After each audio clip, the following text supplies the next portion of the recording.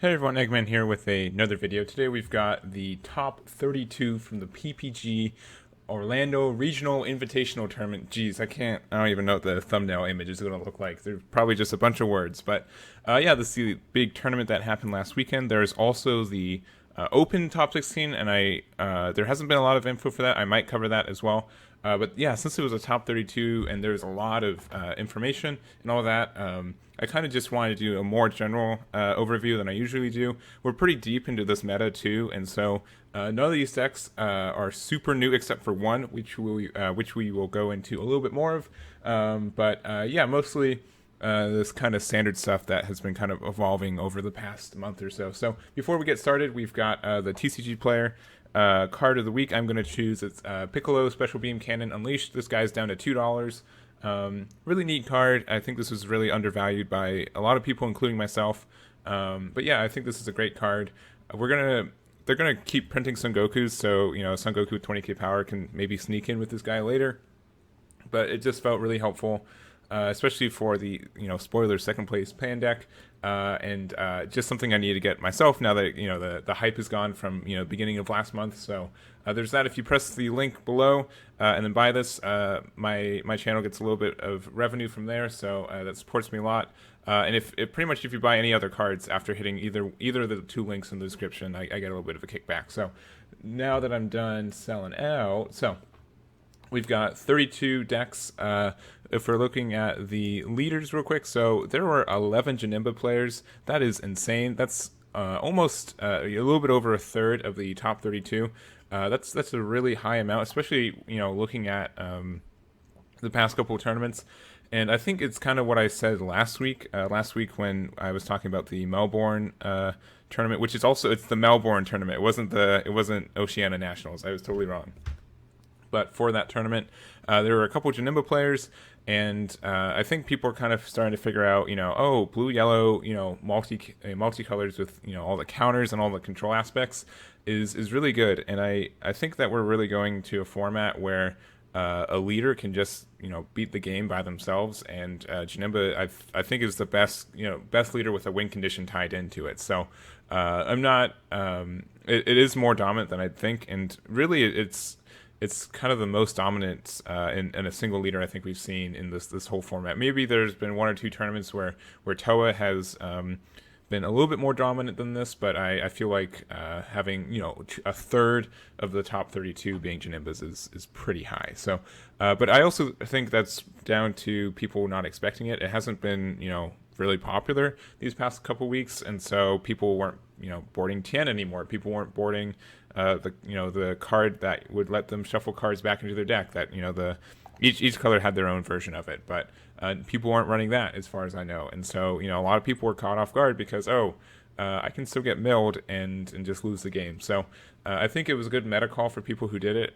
We also just so much real quick shout outs to PPG for getting out these deck lists. So I didn't put all these in because it'd be a lot of work, and I honestly didn't have time for it, and I'm sorry for that. But a lot of these decks, once again, aren't super new to the format. There are maybe one or two, but they're pretty standard lists, and I think they're pretty easy to copy yourself. I just didn't really feel like there's a lot of benefit for sitting down for like 2 hours and putting all these in. So I only have that link for this video and for this whole document. Also, this document is in the description below if you can't see it or you just want to look at stuff for yourself. There's also the DBS meta.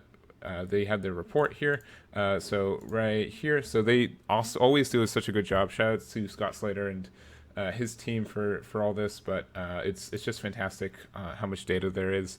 Really cool. There are 140 players almost. If people wanted to know what that was like. And from what I've been told, like the how the top cut worked was really interesting. They kept playing until there's one or less people who were undefeated, and that was it was Tim. Yeah, Tim with 6 rounds. So there were 6 rounds, which is I think probably pretty standard for a tournament this size. Maybe 7 or 8 rounds could be called for, but with such a huge cut, I don't think it made a big difference.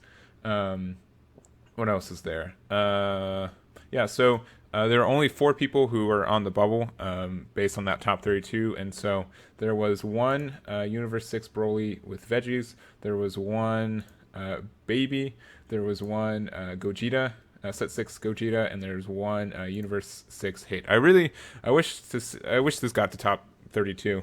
It would have been cool to see the hit leader get in there, but all that aside, thank you so much for this resource. This will be in this hub here as well. So if you guys want to see all that data for yourself with more detail, there's that. But back to the leaders, I really sidetracked on that one. So Janemba, and so 25 of those were at the event, and so 44% made it to top cut, which is a pretty good percentage.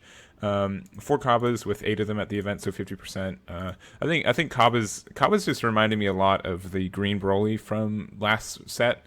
In just the way that the build's pretty standard. It's going to be there. It's going to be. I'm not sure if Kaba is technically tier 1 or not.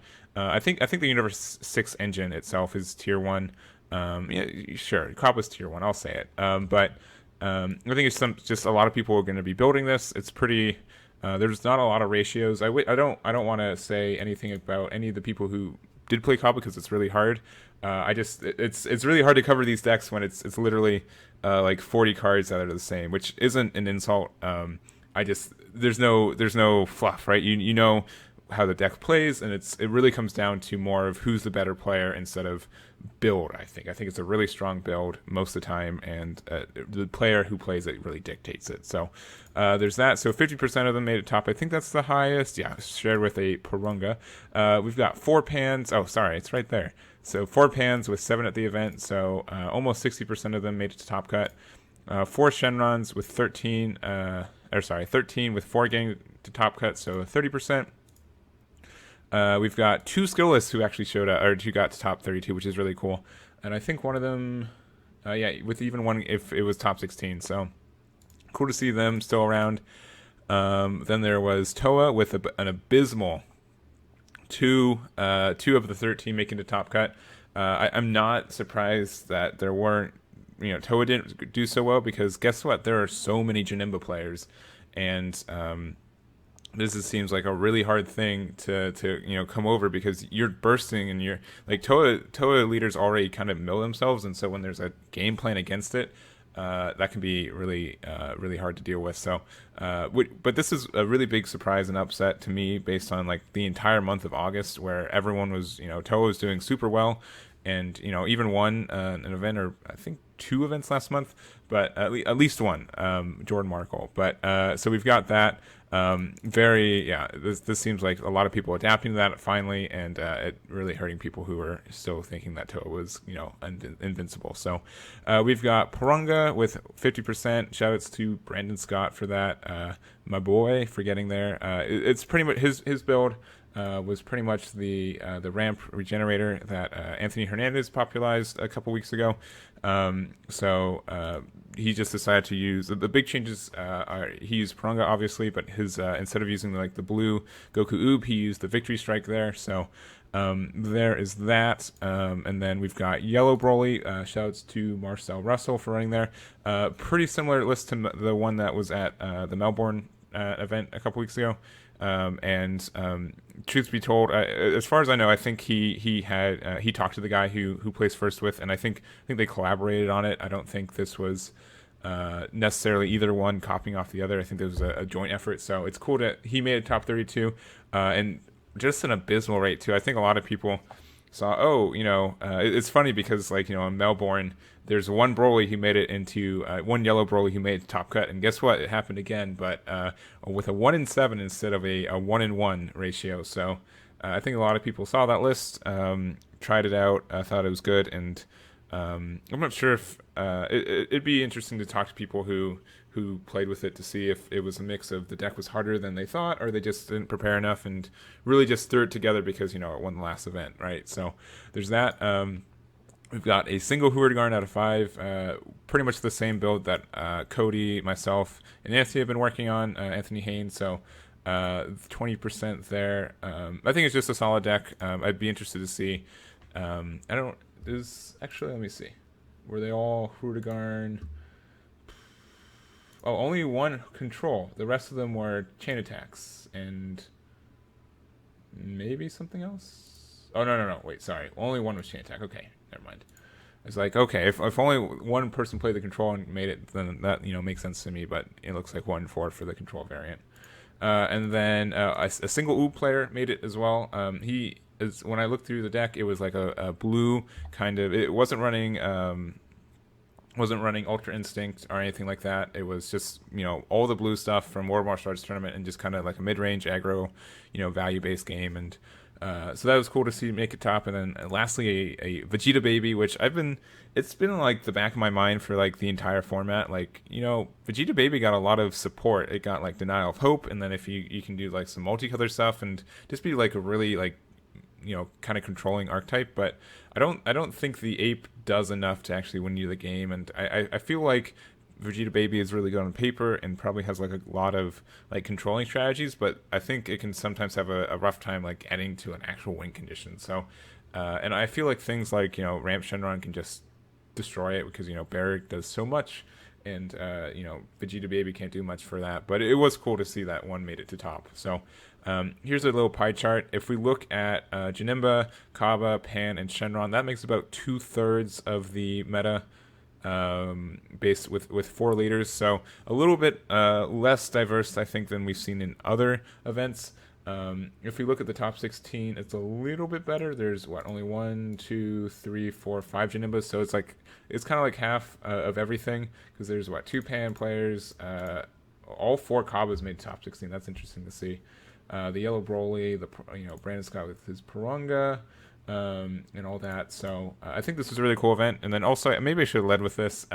So here are the top 4. So Daehan won with his Janemba multicolor, tricolor, and then we've got Robert Rizzi with his red green Pan, Marquise with his Universe 6 Cabo for 3rd, and also I'm 99% sure it was Jordan Wallace who got top 4. If it wasn't Jordan Wallace, let me know. I'll change it.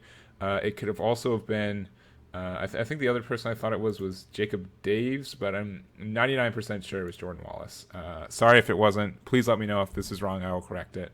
But I know it was a Shenron ramp variant, and I believe it was Jordan Wallace's. So please, if that's wrong, let me know. And then lastly, so the big thing that really came out for all these mill players was this blue, yellow, green tricolor. And I'm linking this video here for, Daehan did a video going over it. And really that's, he kind of, I can't explain it better than him, right? The big thing to think about is that, so the idea is that, okay, you're already running Cell, right? And you're already running some multicolor cards, so the idea is you can run like Vegeta the Cruel, which can be, cruel, right? It can be a really great counterspell or counterplay card and can really help control. And Janemba's really good at just attacking with your leader and passing with all their energy up. Which, I mean, they will do no matter what now, because, if they're afraid of Tien, then what are they going to do, right? So, and I feel like a lot of decks are getting really greedy and just, milling themselves by drawing so many cards. So it was a great tech decision. A lot of people are running this.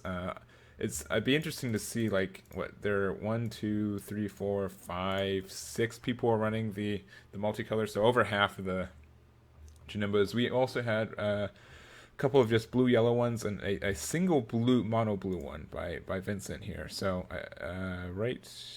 yes, a single mono blue, and I think he did the best. He had the top placing, ironically, out of just Swiss. But yeah, I think that's going to be it about this event. I think this was really cool. I really wish I was there.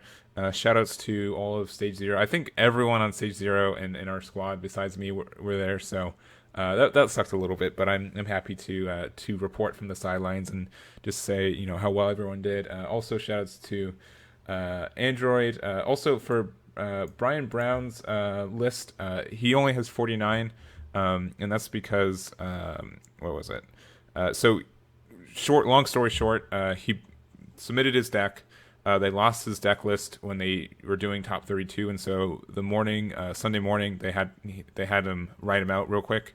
And so he missed the secret rare when writing it out a second time, and it was judge approved. So I don't know if you guys think that's worth anything, but that's the card that's missing from there. But yeah, really really good report for Stage Zero, and I think it was just an awesome event. So thank you guys so much for watching, and I'll catch you all next time.